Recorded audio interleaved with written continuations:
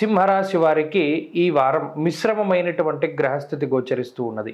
ప్రత్యేకించి ఈ రాశికి వ్యయస్థానమందు శుక్రబుధుల యొక్క సంచారం ఉండడం, అలాగే అష్టమ స్థానమందు రాహు ఉండడం, అలాగే సప్తమ శనేశ్వరుడు, భాగ్యకుజుడు, దశమ గురుడు, ఇలా ప్రతి గ్రహము ప్రతికూలంగా ఉన్నటువంటి పరిస్థితి గత కొద్ది వారాలుగా మనందరికీ తెలిసిందే. అయితే ఈ వారంలో రవి లాభస్థాన స్థిత గ్రహంగా ఉండడం, ఎందుకంటే ఈ వారం దాటితే రవి కూడా తన యొక్క స్థానాన్ని మార్చుకుని వ్యయంలోకి వచ్చేస్తారు. అప్పుడు ఈ రాశికి ప్రతికూలించే గ్రహాలు 9 కింద ఉంటాయి. అన్ని గ్రహాలు ప్రతికూలంగా ఉంటాయి. కాబట్టి రవి యోగించేటువంటి చివరి వారం ఈ వారం. కాబట్టి ఈ రవి అలాగే మనకారకుడు చంద్రుడు కూడా ఈ వారంలో 2.5 రోజుల పాటు ఈ రాశి వారికి కొంత అనుకూలంగా ఉంటారు. కాబట్టి కొంత ఆత్మస్థైర్యంతో ముందుకు వెళ్ళడానికి అవకాశం ఉంటుంది. అయితే మరి ఇన్ని గ్రహాలు ప్రతికూలంగా ఉన్నప్పుడు ఏమవుతుంది అంటే, సహజంగానే ఆర్థిక పరిస్థితుల్లో ఇబ్బందులు, గతంలో వచ్చినటువంటి ఆదాయం ఇప్పుడు కనబడకపోవడము, లేదా ఖర్చులు కొంత అధికంగా ఉండడము, ఆరోగ్య పరిస్థితులు కొంత ఇబ్బందికరంగా మారుతూ ఉండడము, ఇటువంటివన్నీ కూడా ఈ రాశి వారిలో ప్రత్యేకించి కనబడుతూ ఉంటాయి.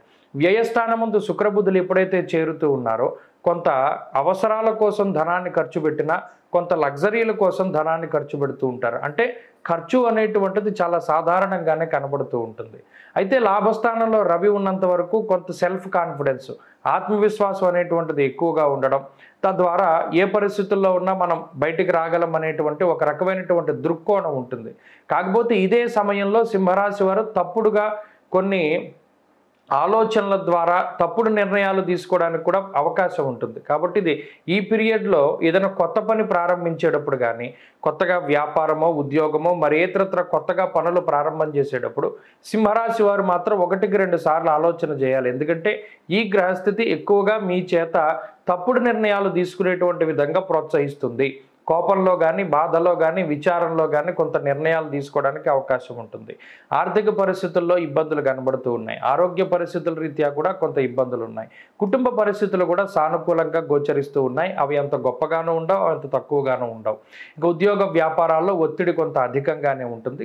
కొన్ని సందర్భాల్లో ఉద్యోగాన్ని కూడా కొంత కోల్పోవడానికి ప్రమాదం ఉంటుంది. కాబట్టి చాలా ఆచితూచి నిర్ణయాలు తీసుకుంటూ ఉండాలి. విద్యార్థులకి ఈ గ్రహస్థితి అంత అనుకూలమైనటువంటిది కాదు.